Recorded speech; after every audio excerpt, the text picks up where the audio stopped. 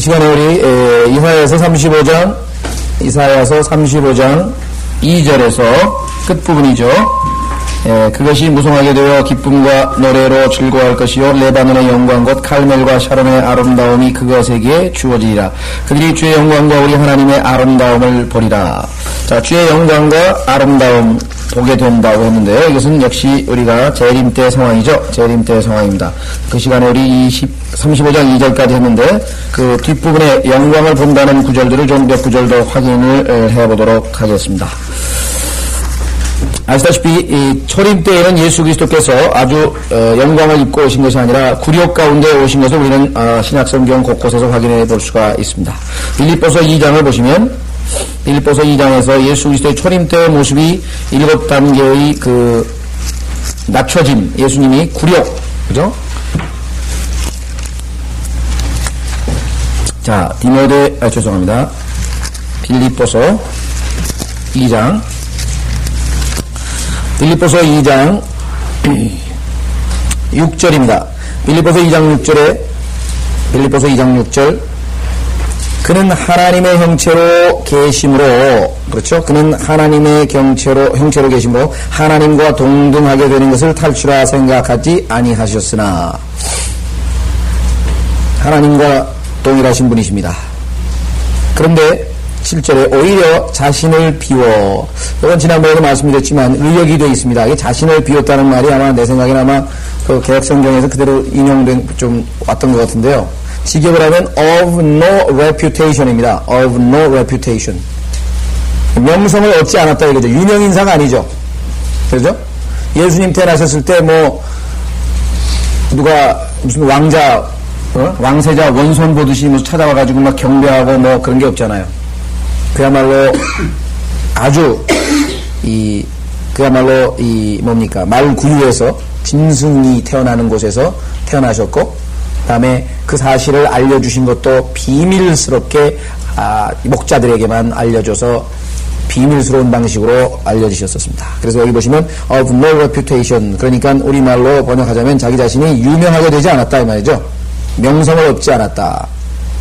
그 다음에 종의 형체를 입으시고 사람들과 같이 되셨느니라. 그래야 사람과 같은 모습으로 나타나셔서 자신을 낮추시고 죽음에까지 순종하셨으니 십자가의 죽음에까지라. 여기까지가 주님께서 낮춰지신 것입니다. 그래서 초림 때에는 주님께서는 영광으로 오신 것이 아닌데 재림 때에는 지금 보신 것처럼 영광으로 오십니다. 이사야 40장 5절에 보시면 역시 주님의 영광스러운 모습이 나오죠. 이사야 40장 5절 주의 영광이 나타나게 될 것이며 모든 육체가 그것을 함께 보리니, 모든 육체가 그것을 함께 보게 될 것이라고 했습니다. 영광이 나타나게 됩니다. 자, 그래서 그분이 앉으시는 보좌도 마태복음 25장 31절에 영광의 보좌라고 되어 있죠. 그분이 앉으시는 보좌도 영광의 보좌라고 되어 있고, 그분의 나타나심에 대해서 성경에서는 영광스러움에 대해서 디도서 2장에도 나와 있고 빌립보서에도 나와 있고 성경에서 자주 등장해 있습니다.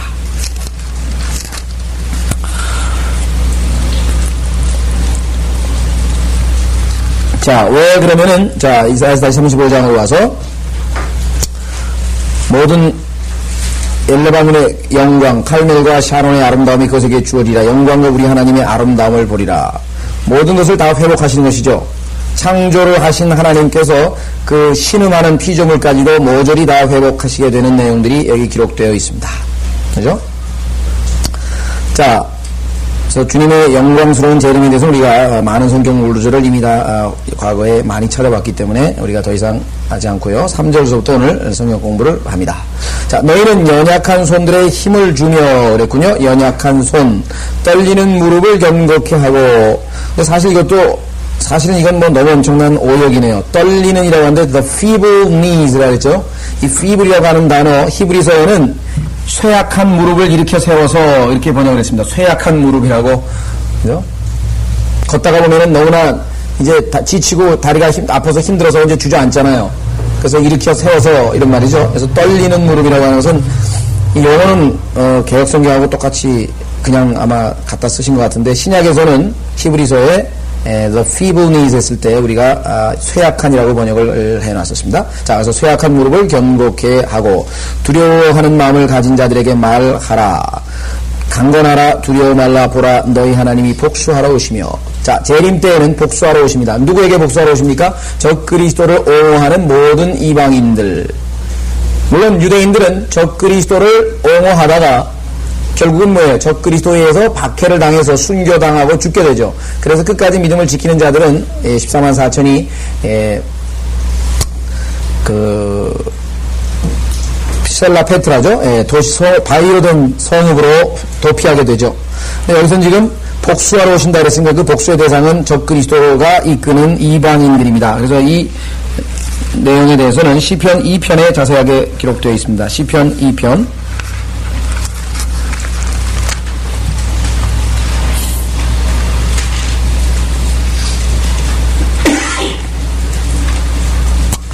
시편 2편에 이렇게 얘기했습니다. 어찌하여 이방이 분노하며 백성들이 헛된 일을 꾀하는가. 물론 초림 때에도 빌라도를 비롯한 로마 제국의 당사자들에게 적용이 됐습니다만은 직접적으로는 교리적으로는 재림에 관련된 것이죠. 땅의 왕들이 나서고 치리자들이 서로 의논하여 온 세상의 사람들이 어디에 모여 있습니까? 유엔 본부에 다 모여 앉아가지고 주와 그의 기름 부음 받은 이를 대적하여 말하기를 우리가 그들의 결박을 끊고 그들의 멍에를 벗어버리자 하는도다. 이제는 인간이 못할 게 없어요. 하나님만 개입 안 하면 인간은 뭐든지 할 수 있게끔 돼 있죠. 지금 우리나라에 우리나라에도 지금 4명의 장애자가 미국에 무슨 회사인지 모르겠어요. 그 회사가 복제해주는 회사인데 자기 신체 장애를 치료하기 위해서 복제를 지금 신청해 놨다 그래요. 지금 인간 복제까지 온 마당이니까, 그래서 뭐는 못하겠습니까? 그래서 기름 부음 받으니만 제거하면 이렇게 되는 거죠. 그런데 4절, 하늘들에 앉으신 분이 웃으실 것이요 주께서 그들을 조롱하시리로다. 그게 마음대로 안 된다, 이게. 인간이 원하는 마음대로 되지 않습니다. 그때 그가 뭐예요? 진노 가운데, 복수죠? 진노 가운데 말씀하시고 심히 불쾌하여 그들에게 화내시기를. 적 그리스도가 왕이 아니고 적 그리스도가 메시아가 아니죠. 누구 왕입니까? 내가 나의 거룩한 산 시온산에 내 왕을 세웠도다. 내 왕. 예수 그리스도께서. 그래서 그분이 뭐가 됩니까? 9절에 8절에 내게 구하라 그러면 내가 너에게 이방을 내 유업으로 땅의 맨 끝을 내 소유로 주리라. 이방이 뭐예요? 여러분 잘 아시는 모든 국가들을 전부 이방이죠. 그러니까 예수 그리스도께서 오실 때 이 세상에 있는 모든 이방 국가들, 이스라엘을 제외한 유엔 회원국이면 260개, 더 있다 그러면 270~80개의 모든 국가들이 전부 다 예수 그리스도의 소유가 될 것입니다.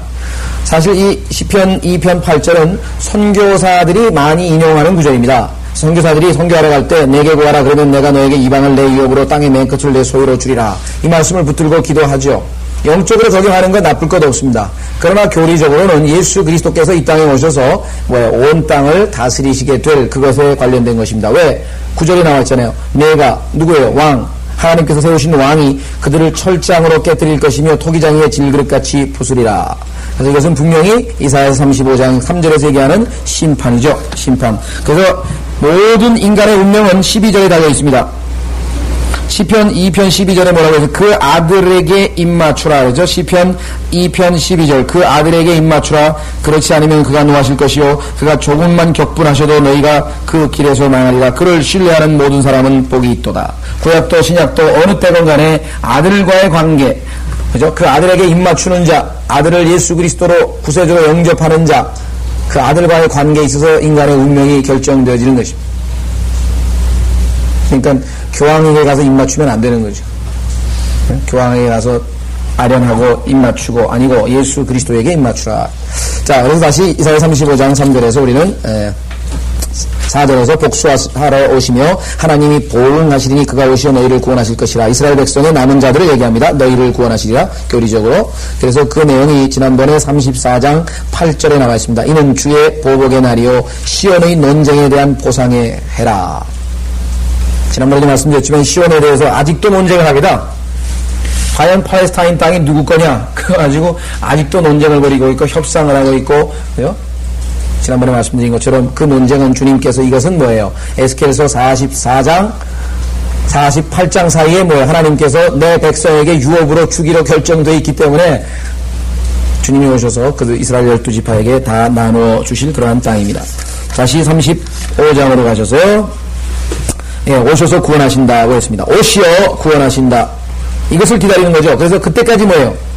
끝까지 견디는 자는 오시어 구원하실 때 그때가 바로 끝까지 견디는 자들에게는 구원을 주신다. 못 견디고 적그리스도에게 형상에다가 절을 하거나 표를 받거나 세상 제도에 빠져서 믿음을 지키지 못한 자들은 환난 때에 구원을 잃어버리게 되는 것이죠. 그때에 가서 뭐예요? 구원을 해주신다. 자, 그러면 5절에 그때 소경의 눈이 뜨이며 귀머거리의 귀가 뚫리리라. 여러분들은 이것을 예수 그리스도께서 이미 초림 때에 예표적으로 실행에 옮기신 것, 뭐 유명한 바디메오 눈 떴죠. 자, 그 다음에 벙어리로 말한 사람 있죠. 또 절름발이 여기 나와 있는 것 6절에 그때 절름발이가 사슴처럼 뛰고 사슴처럼 뛰는 절름발이 베드로가 그 성전 입구에 앉아있던 절름발이를 일으켰죠. 예, 이런 것들이 다 예표로 제시되어 있습니다. 그러나 궁극적으로 완전한 치유는 지난번에 말씀드렸죠. 언제? 재림 때. 그래서 완전한 치유는 재림 때에 이루어진다.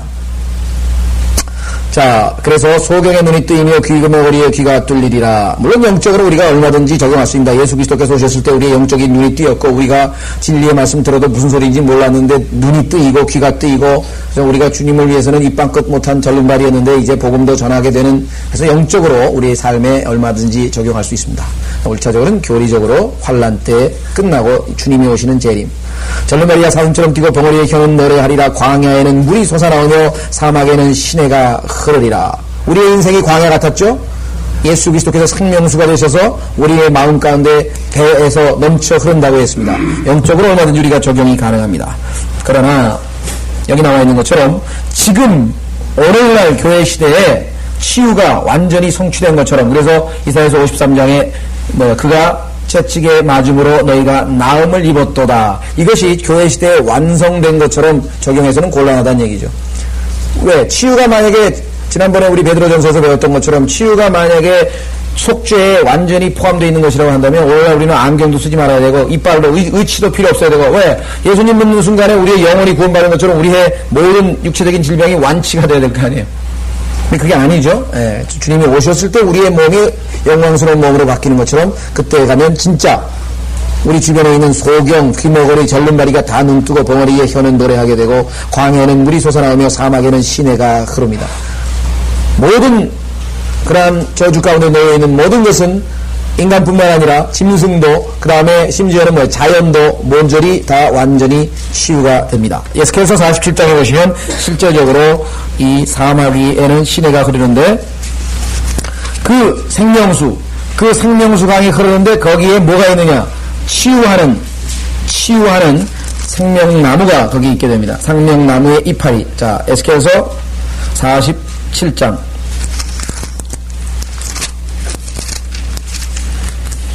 오늘날도 있잖아요. 싱코민, 또 뭐가 있나요? 그, 식물에, 이렇게 액체에서 그죠? 무슨 염지천, 또 무슨 해가지고, 그 식물에서부터, 인간을 치유하는 그러한, 약물, 이런 것들을 많이, 하죠?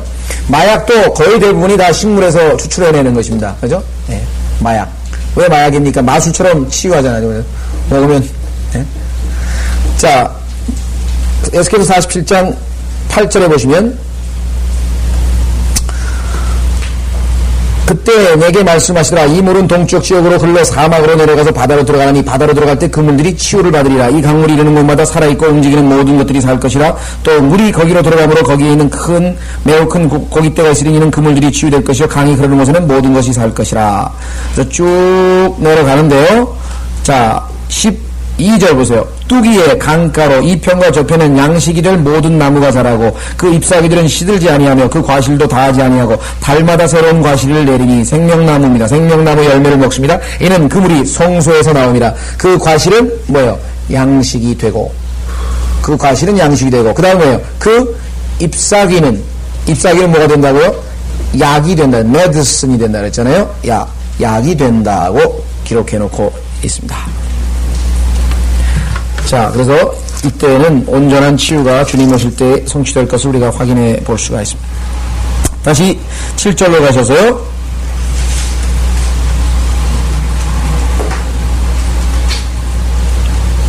바싹 마른 듯한 땅은 연못이 되며 가란 땅은 샘물을 내리라. 정확한 번역은 샘물이 되리라가 더 정확하겠습니다. 샘물이 되리라. 용들이 각자 눕는 처소에는 갈대와 골풀들로 잡초가 자라리라. 여기도 바싹 마른 듯한 땅이 연못이 되고 가란 땅은 샘물이 된다고 했죠. 자연도 치유가 된다고 했습니다. 이 내용은 여러분들이 잘 아시는 로마서 8장에 기록되어 있습니다. 그래서 요즘에 지난번에도 말씀드린 것처럼 환경운동하는 사람, 그래서 신학에도 환경신학이라는 게 있어요. 환경신학. 환경신학. 그런데 이 환경 문제에 관해서는 사실은 뭐예요? 그리스도인들만이 완전한 해결책을 제시할 수 있습니다. 왜? 예수 그리스도께서 오시면 그 모든 저주받은 그 피조물들이 저주로부터 해방을 받게 된다 이거예요. 그런데 그것은 왜 이 땅이 저주를 받아서 가시와 엉겅퀴를 내고 모든 악한 그러한 이 나쁜 우리에게 유익하지 않은 그러한 모든 식물들이 나게 됐는가? 학자들은요, 중독 물질이라고 하는 것은 이 물질이라고 하는 것이 이 자연계에 존재한다고 하는 사실은 알아요. 객관적으로 확인해 보니까 다이옥신은 인간이 만들어낸 거고 인간이 합성한 것 치고 하여간 좋은 게 하나도 없습니다만은 어쨌거나 자연적인 물질 속에서도 보니까 뭐예요? 독성 물질이 있잖아요. 그 치명적으로 독버섯이라는 게 있고 일단, 그죠? 그 다음에 여러분들 감자 같은 경우도요, 그 안에 상당수의 그 독물질이 들어있습니다. 중독물질이. 인간의 인체가 그것을 이겨낼 수 있는 그런 면역력이 있어서 그렇지 실제적으로 독물질이 들어있죠. 그래서 감자도 순이 달려있는 거 잘못 먹으면 안 된다고 그런 얘기도 하잖아요. 그 이외에도 이 지상에 독성 물질이라고 하는 것이 많습니다. 인간만 마약 중독이 되는 게 아니에요. 그 마약 중독의 그 증상 중에 하나가 보면 뭐냐면요. 그걸 뭐라고 우리말로 하는지 잘 모르겠는데 무슨 증상이냐면요. 그 물질이 몸에 투여되지 아니하면 어떤 이상한 증후군이 발생합니다. 심톤이라고 하는데 심틈이. 예를 들면 알코올이 들어가지 않으면 손 떠는 사람 있잖아요. 담배 안 피우면 손 떠는 사람도 있잖아요. 니코틴이 안 들어가면. 또 어떤 사람들 그 마약을 주사 맞다가 그 약 기운이 떨어지면은 막 몸부림치는 그런 증상들이 있잖아요. 근데 그런 증상은 사람에게만 발견되는 게 아닙니다. 이 지상에 있는 동물들 중에서도 특정한 물질에 그와 같은 반응을 보이는 경우가 있어요.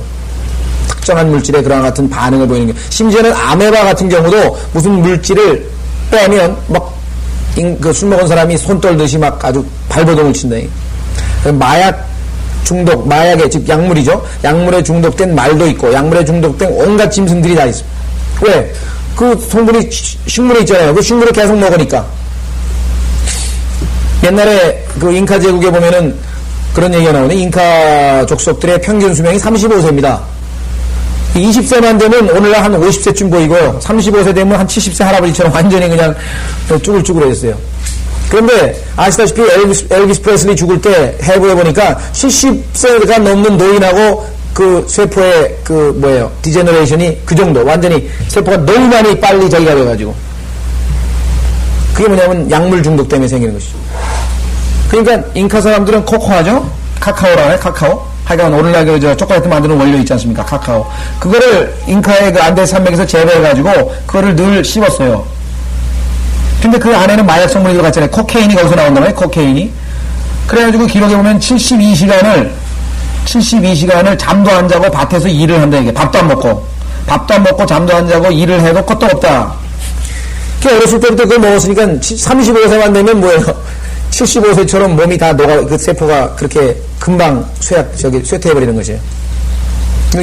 우리에게는 독성 물질이라고 하는 것이 존재하는데 왜 존재하는가? 거기에 대해서는 아무도 답변을 못합니다. 왜? 성경에서 하나님께서 우리에게 계시해주는 특별 계시를 통해서 알 수 있다. 이게 뭐예요? 창세기 3장에서 하나님께서 땅을 저주하셨다. 이유가 뭐예요? 네가 바로 뭐예요? 죄를 졌기 때문에 아담 너 때문에 너로 인하여 땅이 저주를 받았잖아요. 저주받은 땅에서 나는 그것은 뭐예요? 독성물질이 있고 마약물질이 있고 그럼 뭐예요? 마약이나 독성물질의 특징은 한마디로 뭐냐? 우리를 노예화시킵니다. 인간은 자유의지를 갖고 자발적으로 행동해야 되는데 담배를 안 피면 그 담배에 노예가 돼가지고 이 사람이 정상적으로 행동을 못하는 거예요. 진리 안에서 우리가 자유함을 얻어야 되는데 어떤 사람은 담배의 노예가 되고 어떤 사람은 알코올의 노예가 되고 어떤 사람은 노름의 노예가 되고 어떤 노예가 된다 이게. 성경에 보면은 뭐야? 예수 그리스도의 종나 바울은 예수 그리스도의 노예가 되지 않은 사람은 이미 뭔가 다른 거에 노예가 되어 있다는 것이에요. 그게 물욕이 됐든 그게 권력이 됐든 그게 뭐가 됐든 간에. 그래서 뭐예요? 진정한 자유를 이루려면 오히려 역설적으로 뭐예요? 예수 그리스도의 종이 되는 길밖에 없다. 자, 그래서 신학적으로만 해석이 됩니다. 왜 이 지상에 독성 물질이 존재하는가? 자, 성경에 보세요. 로마서 8장. 아주 환경신학자들이 이거를 알고 환경신학 하는지 안 하는지 잘 모르겠습니다만은 19절 보세요. 로마서 8장 19절. 피조물이 간절한 기대를 가지고 하나님의 아들들이 나타날 것을 기다리고 있나니 하나님의 아들들이 나타날 때 그때야 비로소 뭐예요? 이 지구도 이 세상에 있는 모든 짐승들도 뭐예요? 저주로부터 풀린다 이 말이에요. 그래서 우리의 몸이 구속될 그날을 기다리고 있어요. 이는 피조물이 허무한 데 굴복하는 것은 보세요. 여기 허무라고 하는 거 보세요. 20절 보면 뭐라고 하면 vanity 하네요. 이것을 우리가 뭐 여러 가지로 풀 수 있지만 물리학에서 얘기하는 엔트로피도 사실은 이것과 관련해서 우리가 신학적으로 설명할 수 있습니다. 모든 게 다 뭐예요? 예. 안 되는 쪽으로 다시 말하면 되어진다 이 말이죠. 좋은 거, 새 거 아무리 사봐야 조금 있으면 다 낡아져 버리죠. 예. 허망하게 된다 이게. 그죠? 새 거도 다 허망하게 되고 모든 것이 다 뭐예요? 허무한 데 굴복하는 것은 자의가 아니요. willingly가 아니에요. 왜? 이미 하나님께서 땅을 저주하셨기 때문에 오직 소망 가운데 그것들을 굴복해 하시는 그분 때문이라. 근데 뭐예요? 소망 가운데. 왜? 주님께서 오시면 이 저주가 풀리게 된다 이 말이죠.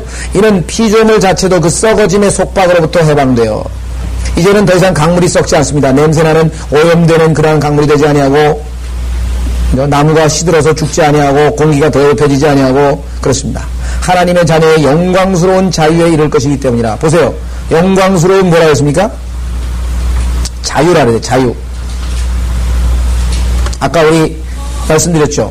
노예가 아니에요. 이제 원해서가 아니라 저주받은 그 땅에 의해서 자기도 모르게 뭐예요? 그렇게 허무한 데 굴복되어 있는 모든 자연계가 모든 피조세계가 주님의 자녀들이 영광스러운 모습으로 나타나게 될 때 그들도 자유롭게 됩니다. 그러면 그때까지는 어떻게 해요? 모든 창조물이 이제까지 함께 신음하며 고통받는 것을 우리가 아노니 홀 크리에이션이 신음하고 있는 거예요. 시인들만 나무를 보고 그 나무의 신음소리를 듣고 동물들이 환경오염으로 아주 비참하게 고통당하는 그것만 듣는 것이 아니라 성경에 보니까 하나님께서 그 내용을 이미 여기다 기록해 놨네요. 창조물이 이제까지 함께 신음하며 고통받는 것을 우리가 아노니 그들뿐만 아니라 성령의 천물면들을 가진 우리까지도 속으로 신음하며 양자되는 것 곧 우리 몸의 구속을 기다리고 있느니라. 그죠? 예, 그래서 우리는 아까 얘기했던 자연의 모든 회복도 하나님께서 예수 그리스도로 말미암아 회복하는 겁니다. 그러니까 예수 그리스도께서 십자가에서 죽으신 것은 단순히 인간의 혼만 구원하고 인간을 구원하는 것뿐만 아니라 온 만물이 다 뭐예요? 하나님과 화해하기 위해서 하나님과 정상적인 관계. 그래서 이것을 신학적으로 부조화를 이루고 있는 상황에서 하나님과 조화로운 관계를 맺기 위한 것. 그러니까 예수 그리스도의 구속은 피조세계까지 광범위하게 다 포함되어 있는 것입니다. 그것을 성경에서는 여러 군데서 가르쳐 주셨습니다. 하나님께서 시내산에서 강림하실 때 뭐예요? 사람만 거기 있었나요? 아니죠. 짐승들도 전부 거기 대기하고 있었잖아요. 짐승들도 거기 전부 다 대기하고 있었죠. 그 다음에 뭐예요? 하늘에서 천지의 현상이 일어났죠. 땅에서 지진이 일어나죠. 불이 일어나죠. 예수 그리스도께서 십자가에서 죽으실 때도 뭐예요? 예수 그리스도께서 머리에 가시 면류관을 쓰셨죠. 그 다음에 뭐예요? 지진이 일어났죠. 하늘이 뭐예요? 새카매졌죠.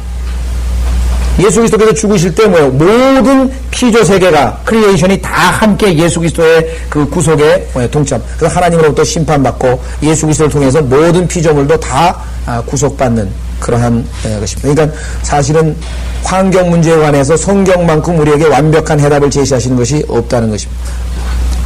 다시 이사야 35장으로 오시면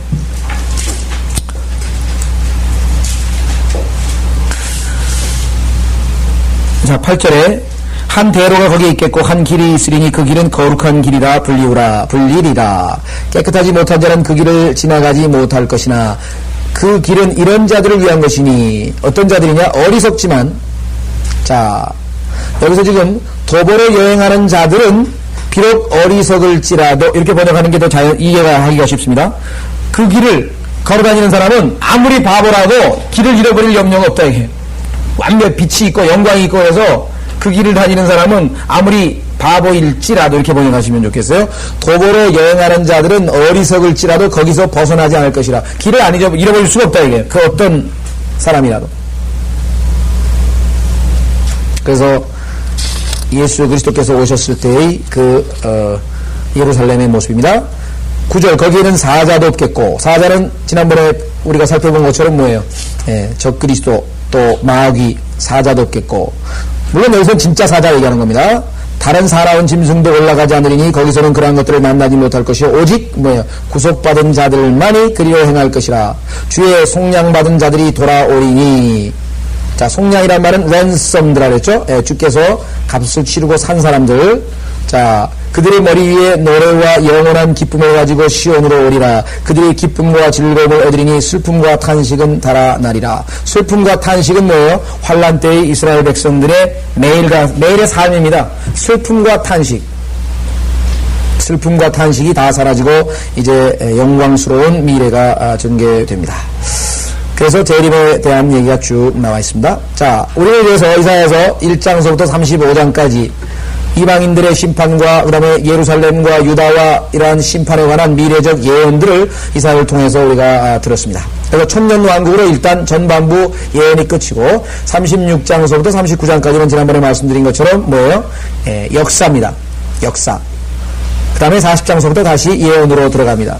자, 36장에서 49장까지 4장에 걸쳐 36, 37, 38, 39 4장에 걸쳐서 역사가 자 기록되어 있는데요. 이 역사가 성경에 보면 3번이 기록되어 있습니다. 여기 나와 있는 이사야서 36장에 기록되어 있고 열왕기 하에 기록되어 있고 역대기 하에 기록되어 있습니다. 자, 성경에서 3번을 같은 내용을 기록했다. 이거 상당히 뭐예요? 중요하다는 뜻이죠. 상당히 중요합니다.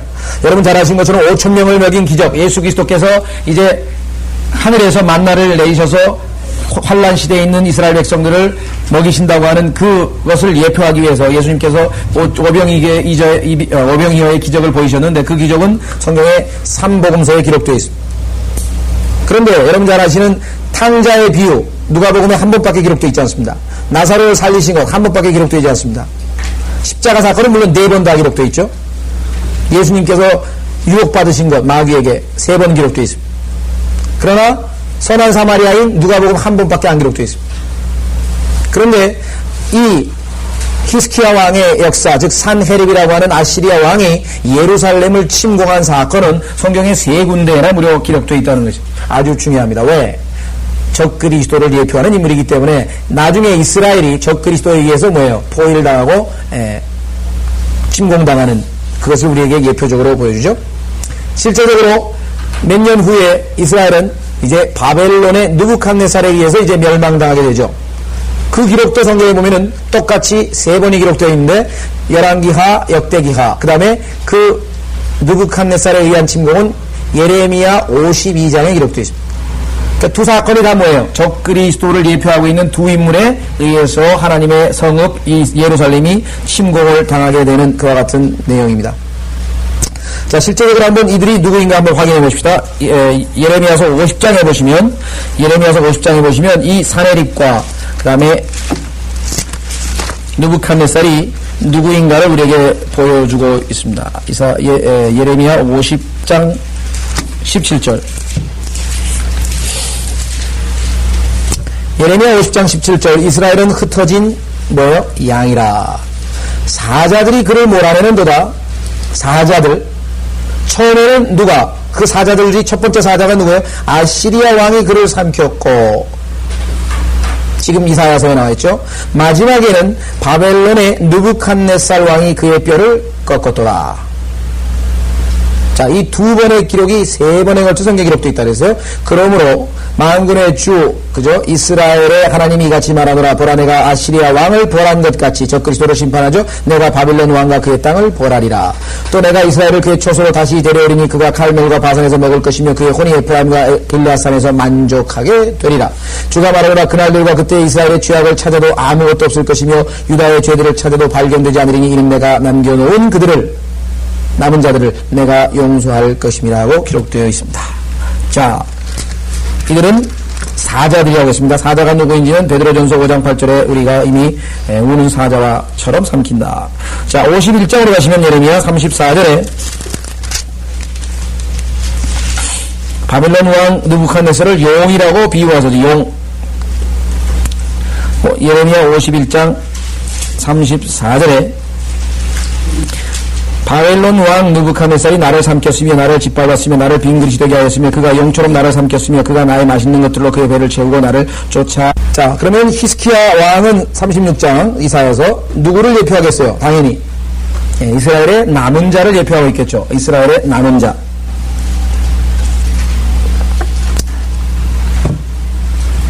우리는 성경에서 세 번이라고 했을 때 우리에게 여러 가지 면에서 많은 것을 시사하는데요. 그 중에서 뭐예요? 성경 해석에 있어서 과거적 해석과 현재적 해석과 미래적 해석. 과거는 우리가 보통 역사적 해석이라고 하고, 현재적 해석이라고 했을 때는 영적인 또는 경건한 한 해석, 경건 생활을 위한 해석.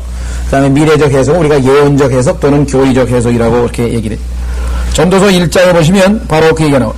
실제적으로 여기 나와 있는 그 느부갓네살에 의한 예루살렘 침공도 보시면 언제 있었습니까? 598년에 있었죠.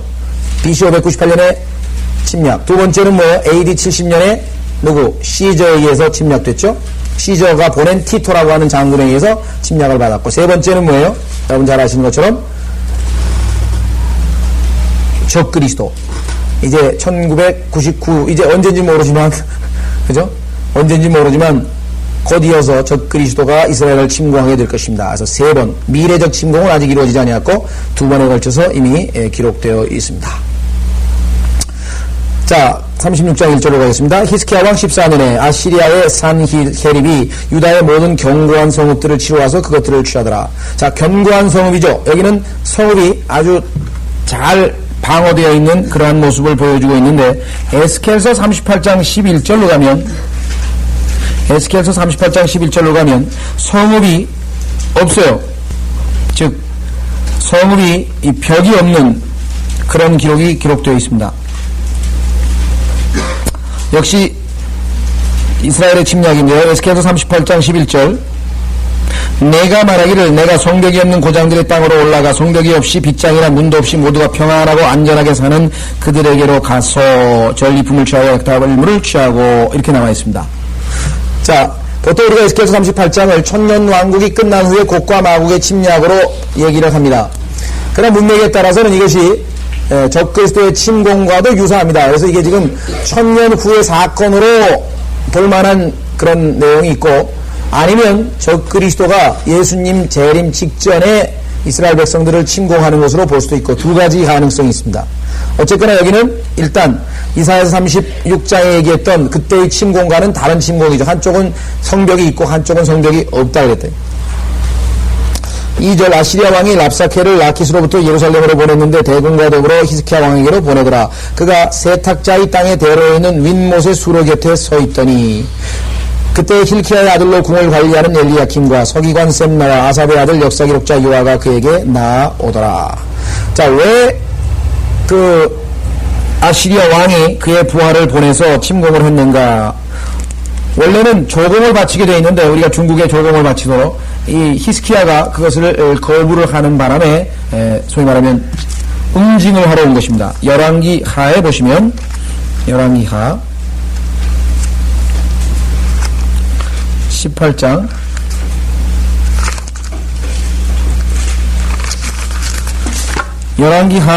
18장 13절에 보시면요,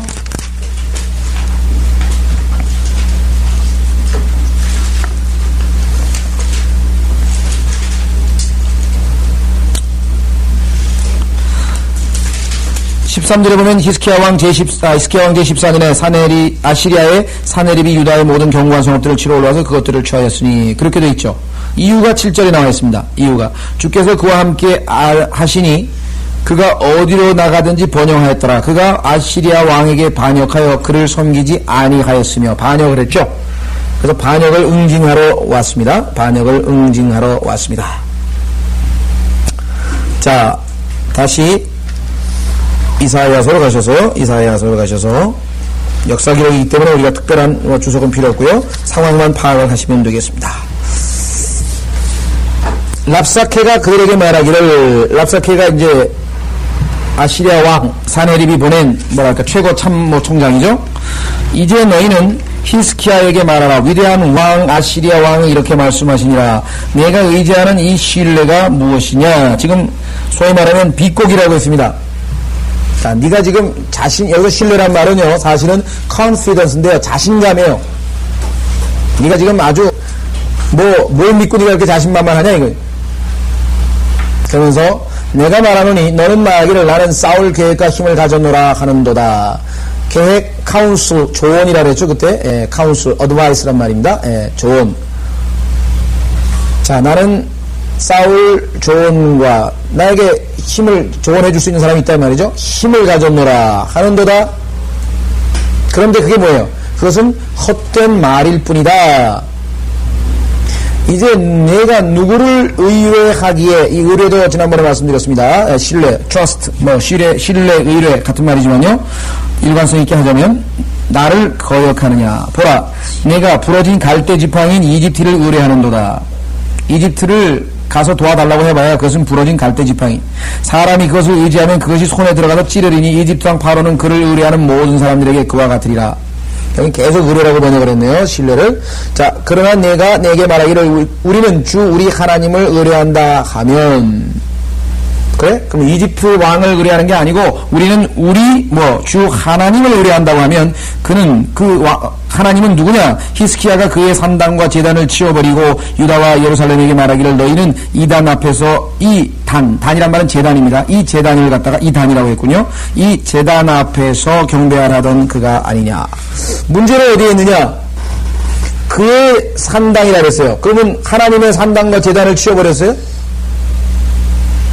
아니죠. 바알의 산당과 바알의 제단을 다 없애버렸잖아요. 그런데 지금 이 랍사케는 하나님의 산당과 하나님의 제단들을 다 없애버린 것처럼 이렇게 아주 속이는 거죠. 사이한 말을 비방하는 거죠. 실제적으로 역사적으로 보면은 히스기야는 개혁을 실시한 왕이었고 실제적으로 바알의 산당과 제단을 없애버린 기록이 나와 있습니다. 역대기 하를 보시면요. 역대기하 29장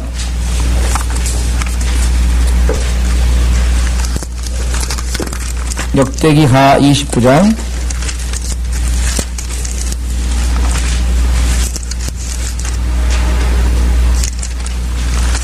31장 1절을 보겠습니다.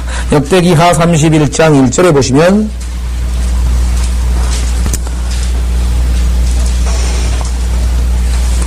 이 모든 일이 끝나고 참여한 온 이스라엘이 유다의 성읍들로 나가서 형상들을 산산히 부수고 아세라를 찍어내며 온 유다와 베냐민 에프라임과 므낫세에서 산당들과 제단들을 쓰러뜨렸으니 그들은 그것들 모두가 완전히 부서졌더라. 그러니까 실제적으로 뭐예요? 하나님의 제단과 산당을 부서뜨린 게 아니죠. 근데 지금 랍사케는 지금 그렇게 지금 얘기를 하면서 하나님을 비방하고 있습니다. 다시 이사야서 36장으로 오셔서요.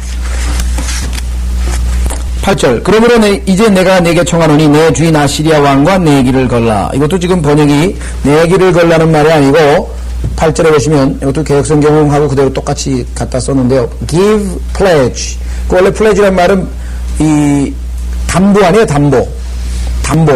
담보를 주라. 그 얘기는 뭐냐면 자, 너희들 중에서 전쟁을 하기를 원하는데 무기가 없냐 이거야. 그러면 나에게 담보로 돈을 내라 이거야. 보증금을 내라. 그러면 내가 우리 말을 2,000피를 줄 테니까 한번 나하고 싸워보자. 이거 완전히 지금 사기를 꺾는 거죠. 그죠? 그래? 무기가 없어? 돈만 내면 우리가 무기도 줄게. 한번 싸워보자. 그래서 완전히 지금 이스라엘의 백성들을 사기를 완전히 꺾어버리는 그러한 지금 발언을 계속하고 있어요. 자, 그래서 아시리아 왕에게 보증금을 내라, 담보물을 내라. 그러면 내가 내 편에 말 탄 자를 구할 수 있다면 내가 너에게 말 2,000匹를 주리라. 말이라도 탈 줄 아냐, 이게 너희들 중에 말 탈 사람이라도 있느냐? 이게 완전히 막 굴욕적인 발언을 계속해서 해야 돼.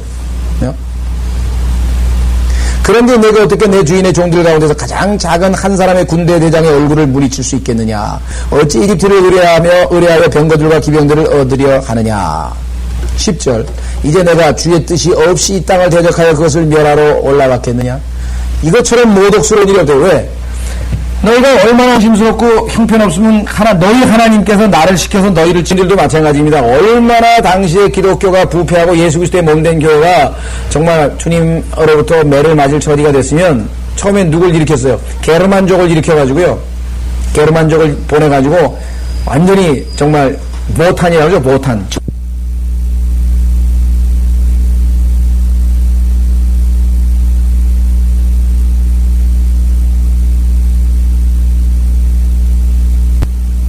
전쟁의 신 보탄을 섬기는 이 게르만족들을 갖다 보내가지고 예수 그리스도의 몸된 교회가 타락한 것에 대해서 하나님께서 1차 징계예요.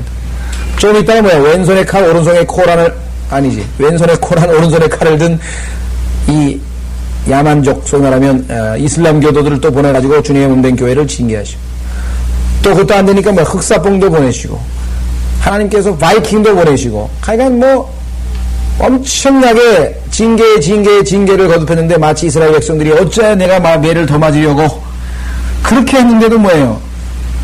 알아듣고 회개하고 돌이킨 그러한 사람들이 적다 이거죠. 그래서 주님의 몸된 교회는 계속 하다가 주님께서 뭐예요? 특별한 배려로 빌라델피아 교회 시대에 와서 그야말로 전기를 한번 마련하게 되는 거 아니에요? 그 전까지는 뭐예요? 아무리 징계하고 아무리 해도 고쳐지질 않는다. 그래서 지금 이제 주의 뜻이 없이 이 땅을 대적하여 그것을 멸하라고 왔겠느냐? 주께서 내게 말씀하시기를 이 땅을 대적하여 올라가서 그것을 멸하라 하셨느니라 하더라. 왜? 마귀가 뭐예요?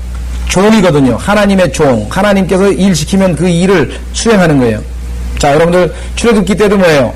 출애굽기 때도 이스라엘의 이집트의 모든 파라오서부터 시작해서 짐승까지 첫 태생은 싹 다 죽이라 그랬죠. 성경에 뭐가 기록되어 있냐면 주가 하겠다 그랬어요. 주님께서 하시겠다 그랬어요. 근데 실제적으로 주님께서 하셨냐? 아니에요. 심부름꾼을 보냈다. 그러니까 하나님께서 일을 시키실 때 선한 일을 맡는 심부름꾼이 있어요. 가브리엘, 미카엘, 또 등등등등 이 천사들이 하나님의 선한 일을 수태고지도 하고, 그 다음에 이 다니엘을 기분을 북돋워 주기도 하고, 그 다음에 바울에게 힘을 북돋워 주기도 하고 여러 가지 일을 합니다만은, 반면에 악한 일을 수행할 때 그때는 누구에게 하나님께서 시키냐, 심부름을. 마귀가 바로 종이다. 마귀가 바로 그의 종 역할을 하는 것이죠. 자, 이사야서 7장에 보시면, 이사야서 7장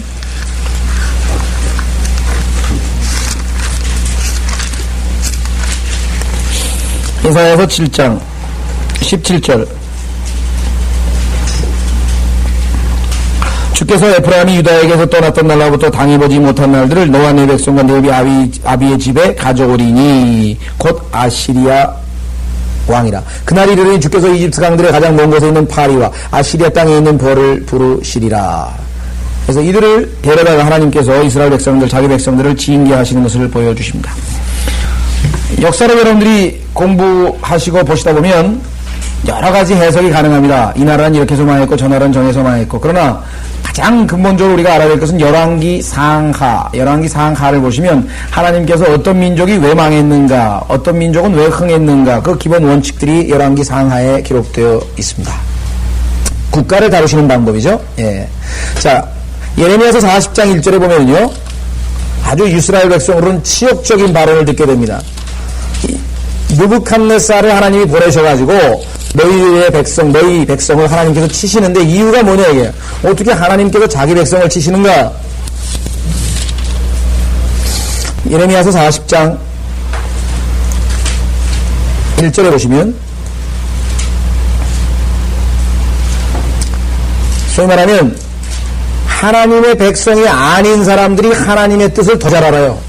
얼마만큼 영적으로 타락해 있는지 하나님의 백성이 아닌 사람이 하나님의 백성보다 하나님의 뜻을 더 잘 아는 경우. 보십시오.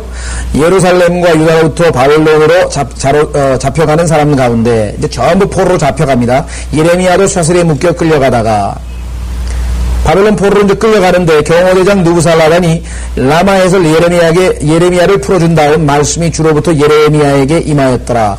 그러므로 경호대장이 예레미야를 데려다가 그에게 말하기를, 예레미야가 말한 게 아니고 경호대장이, 이방인이 예레미야를 데려다가 그에게 말하기를, 주 너의 하나님께서 이 재앙을 이곳에 선포하셨느니라. 주께서는 그가 말씀하신 대로 실행하셨으니 이는 너희가 주를 거역하고 죄를 지었고 그의 음성에 복종하지 아니하였으므로 이 일이 너에게 임한 것이라.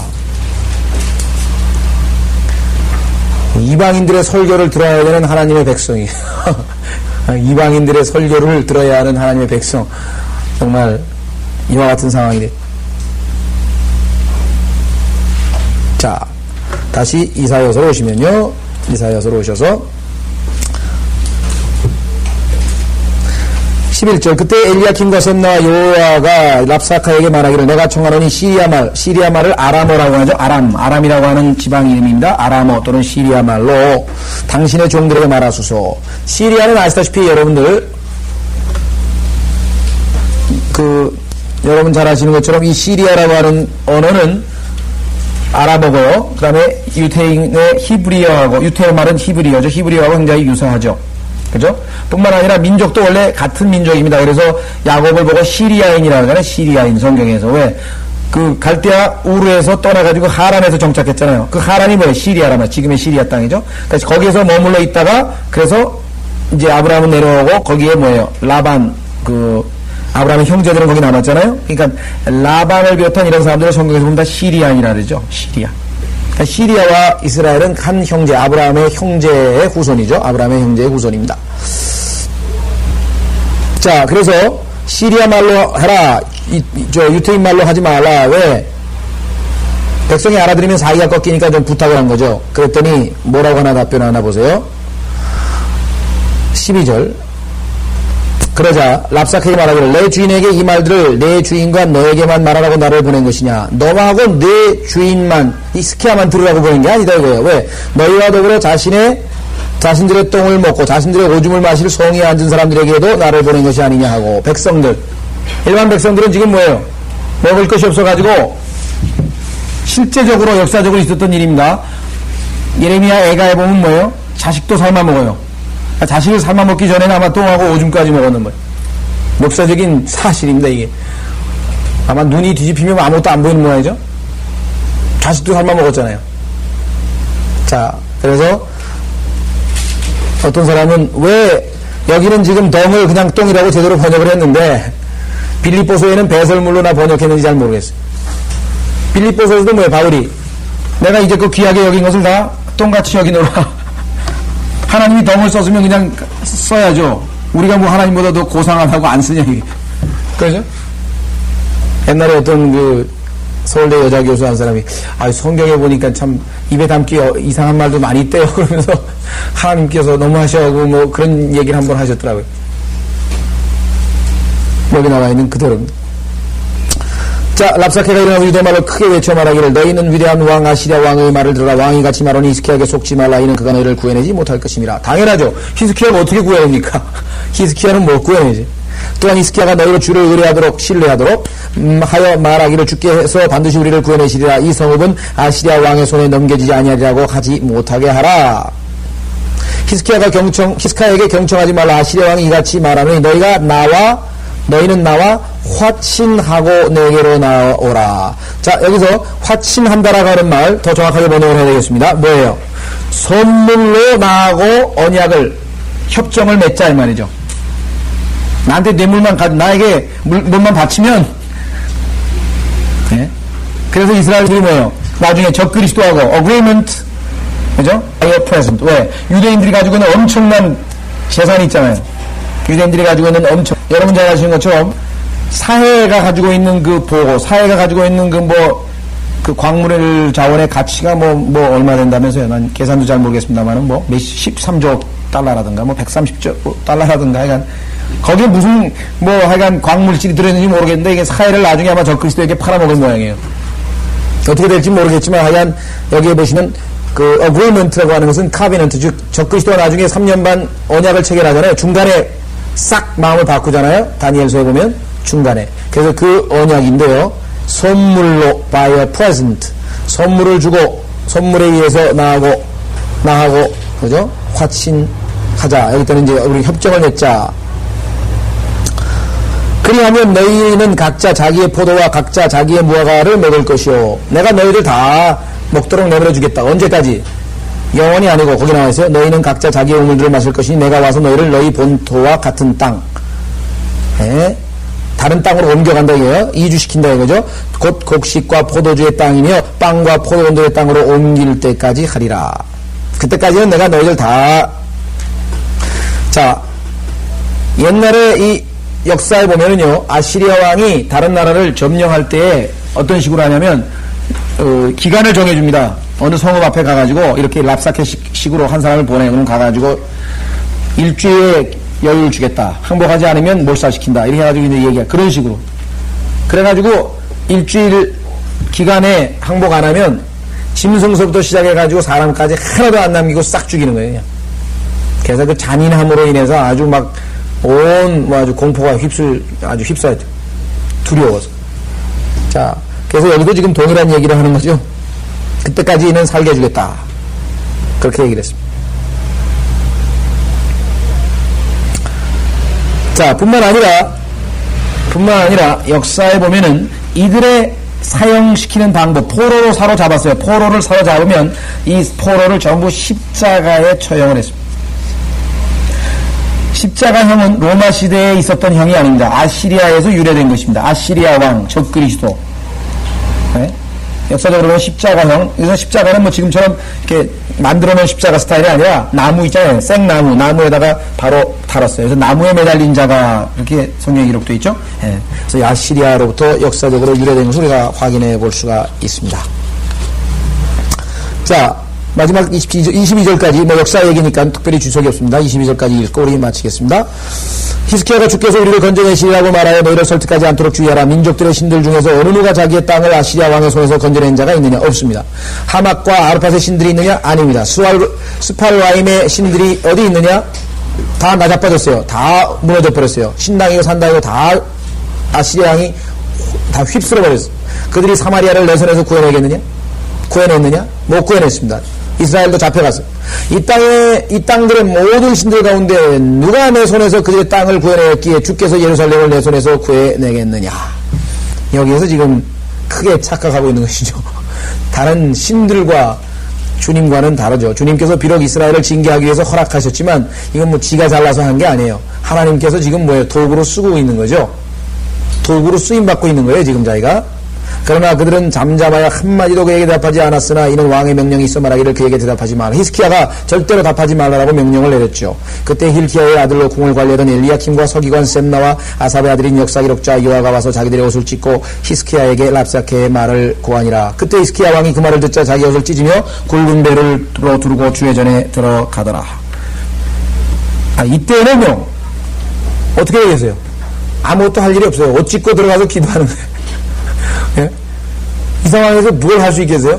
그래서 그냥 옷을 찢고 하나님 앞에 가서 이제 성전 앞에 들어가서 기도를 합니다. 다음 시간에 우리 역사 부분은 우리가 빨리 37장, 38장, 39장 되는 대로 빨리빨리 우리 지나가도록 하겠습니다. 다음 시간에 계속해서